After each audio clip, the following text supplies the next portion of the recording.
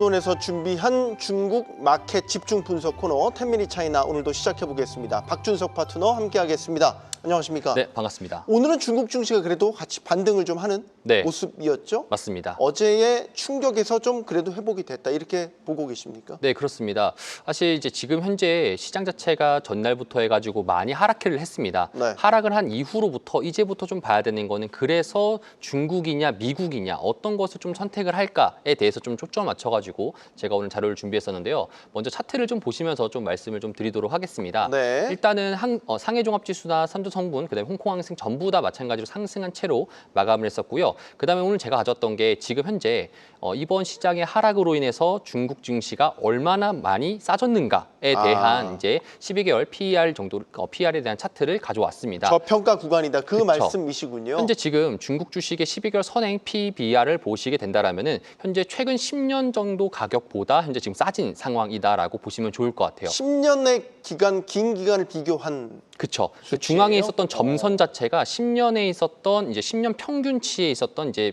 PBR이라고 보시면 좋을 것 같은데 네. 이 구간보다 지금 현재 밑에 있다라고 좀 생각하시면 좋을 것 같습니다. 상당히 그럼 역사적으로 봐도 저점 구간이다 이렇게 볼 수 있겠네요. 그렇죠, 맞습니다. 그런데 이전치에는 안 샀던 이유는 중국 시장 내에서 퍼포먼스가 약했었고 그다음에 중국 시장 자체가 경기 침체로 인해 가지고 시장이 낙폭이 심했었는데 25년도 1월 달부터 딥시크가 나옴에 따라 가지고 PBR 이상 반등을 했었지만 이번 관세 때문에 하락을 했다는 점, 이런 점들을 조금 더 주목을 해보시면 좋을 것 같다 이렇게 또 말씀을 드리도록 하겠습니다. 중국은 정말 딥시크 전후로 나뉠 정도로 뭔가 사이가 좀 한번 깬 것 같아요. 뭔가 이렇게 우리도 할 수 있다? 약간 그런 느낌을 갖는 계기가 된 것 같아요. 맞습니다. 딥시크 자체가 가지는 의미는 뭐냐면은 원래 AI는 돈이 많고 현금 흐름이 좋은 기업들만이 할 수 있는 미국만 할 수 있다라는 점에서 근데 이제 거기서 딥시크는 이제 말하고자 하는 함의가 결국에는 미국 빅테크가 아닌 다른 곳들도 할 수 있다라는 것에 대한 의미를 주어준 거기 때문에 1분기 시장에서 사실 M7들이 많이 빠졌던 이유가 바로 그 부분이고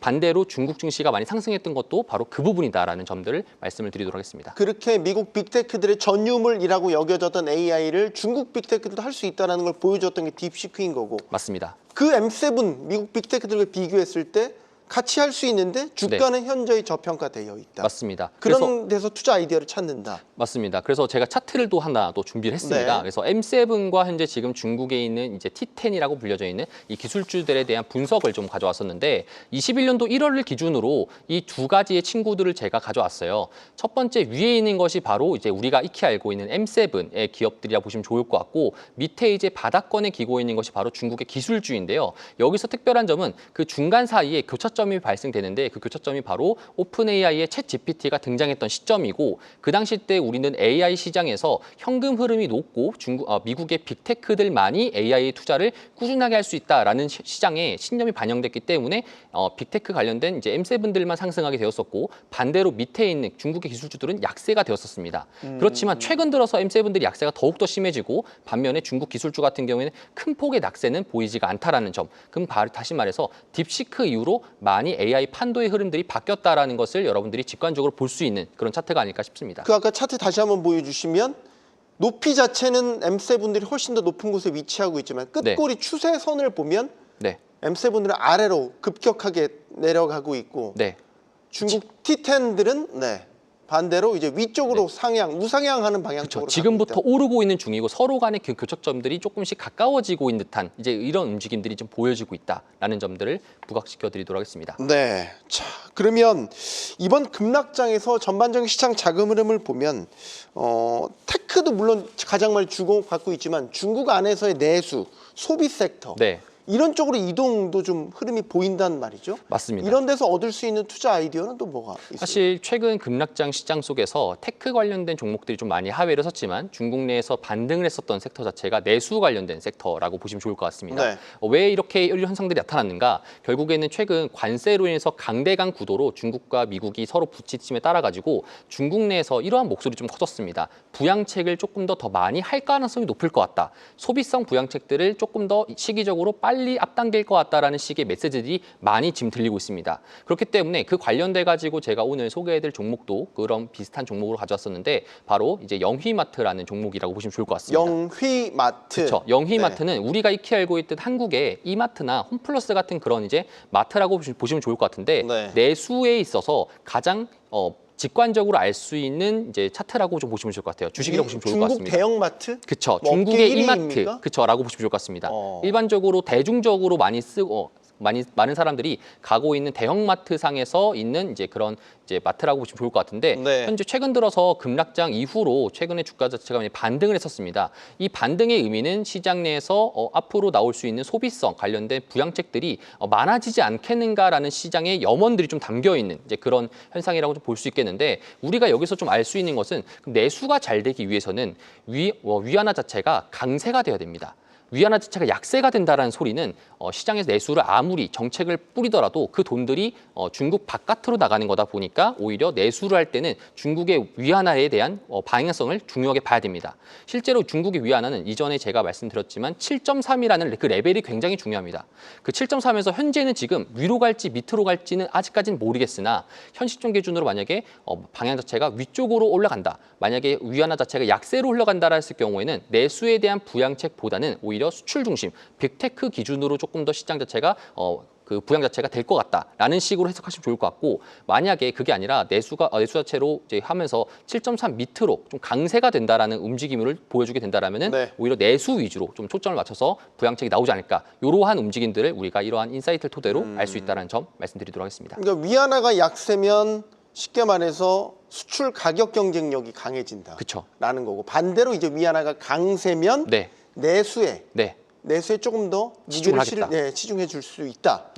라고 이제 환율의 흐름을 통해서도 분석을 할 수 있다. 맞습니다. 그 환율의 흐름이 조금 더 중요한 게 이유가 뭐냐면은 첫 번째 가장 한 가지 핵심적인 게 뭐냐면은 결국에는 그 공산당에서 이제 당국에서 이제 운용하는 거다 보니까 이 7.3이라는 레벨이 계속적으로 중요했었는데 이 레벨에서 그 방향성을 결정시켜 주는 것이 결국 당의 이야기다, 메시지다라는 것을 우리가 알 수 있다라는 점들을 부각한다라면은 이제 위안화 자체가 어디로 가는지에 따라 가지고 사실상 우리는 알 수 있다라는 점 이렇게 좀 말씀드리도록 하겠습니다. 이건 제가 잘 몰랐는데 트럼프 관세 여파로 시장이 크게 좀 조정을 받았지 않습니까? 근데 하루 만에 정부가 좀 빠르게 조치를 내놓은 게 금융당국의 보험자금 투자 비중 확대 발표 그리고 중앙회금의 ETF 매입 확대 발언 이게 상당히 호재로 작용을 했어요. 시장을 안정시키는 메시지가 된 거예요? 맞습니다. 오늘 중국 내에서 가장 화두가 됐던 메시지 자체가 바로 이 메시지였는데 사실 최근 들어서 그러니까 오늘 같은 경우에는 시장에서 잘 안 다뤘던 이런 건데 제가 10미닛 차이나다 보니까 가져왔습니다.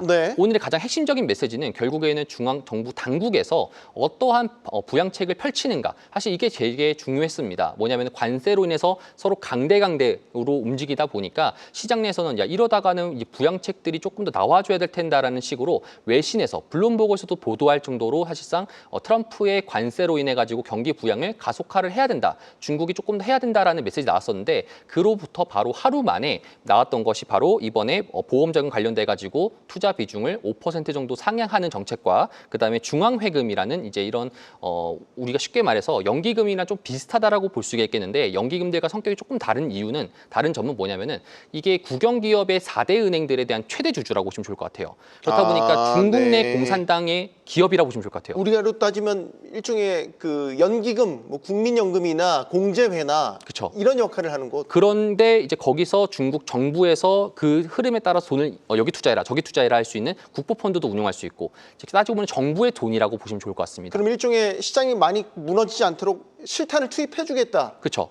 오히려 얘기예요? 정부가 밑에서 받아줄 테니까 더 이상 빠지지 않게 받아줄 테니까 안심하고 투자해라라는 식의 적극적인 부양책이라고 보시면 좋을 것 같습니다. 그래서 이런 것 때문에 오늘 중국 시장도 트럼프가 50% 정도 관세를 부과할 것이다라는 메시지가 나왔었지만 실제로 시장 같은 경우에는 안정세의 흐름 그리고 상승했던 흐름 자체가 나왔던 이유가 바로 이 때문이다라고 좀 보시면 좋을 것 같습니다. 네, 저희가 오늘 주로 다 관세 이슈들을 얘기를 했는데 미국 입장에서 주로 많이 얘기를 했거든요. 우리 박준석 파트너 오셨으니까 마지막으로 짧게 중국 입장에서 강대강으로 가고 있단 말이에요. 중국의 의도는 뭡니까? 사실 중국의 의도는 지금 정치를 하고 있다라고 저는 생각을 합니다. 미국이 트럼프가 지금 현재 발표하는 그 관세 정책이 친시장 정책은 아니다라는 이제 이런 시장의 메시지를 나오고 있는데 중국 입장에서는 같이 강대강을 간다라는 것은 또 트럼프가 친시장적이지 않고 내가 친시장적이다라는 식으로 이제 이야기를 하는 이제 그런 식의 메시지를 담다 보니까 오히려 미국과 서로 강대강으로 싸우는 식으로 이렇게 좀 퍼뜨린다라는 식으로 볼 것 같습니다. 그래서 오히려 EU가 좀 조금 더 중요한 이제 시장처가 되지 않을까라는 생각들도 하고 있습니다. 네, 자, 10미닛 차이나 계속해서 유튜브에서도 라이브가 이어지니까요. 중국 시장 관심 있는 분들은 저희 프리마켓 온 끝난 뒤에도 유튜브를 통해서 계속 박준섭 파트너가 제시해드리는 여러 투자 전략에 귀를 기울여 보시기 바랍니다. 오늘 수고하셨습니다. 네, 감사합니다. 자, 프리마켓 온 오늘 순서 여기까지입니다. 시청해주신 여러분 고맙습니다.